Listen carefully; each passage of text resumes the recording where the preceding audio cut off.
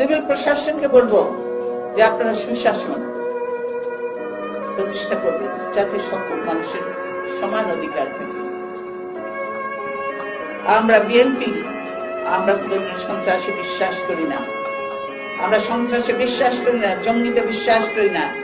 আওয়ামী লীগ কয়েকদিন পর পর কিছু লোককে ধরে, যখন বেশি বেড়ে যায় আওয়ামী লীগের এই অত্যাচার, যখন খুব নানান ভাবে লেখালেখি হয় যতটুকু পারে মানুষ, ফেসবুকও বন্ধ করে দিয়েছে ফেসবুকে যখন লেখালেখি হতো তখন আরেকটা ঘটনা ঘটাতো, এটা মানুষের দৃষ্টি উন্নতির জন্য।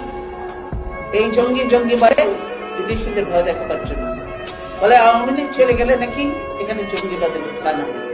কোন জঙ্গিবাদের উত্থান হবে না। আওয়ামী লীগ থাকলে এখানে জঙ্গিবাদের উত্থান হয় এবং হবে। আওয়ামী লীগ করে এই কাজগুলি, অতীতেও করেছে। একজন জঙ্গি কেউ ধরে নাই।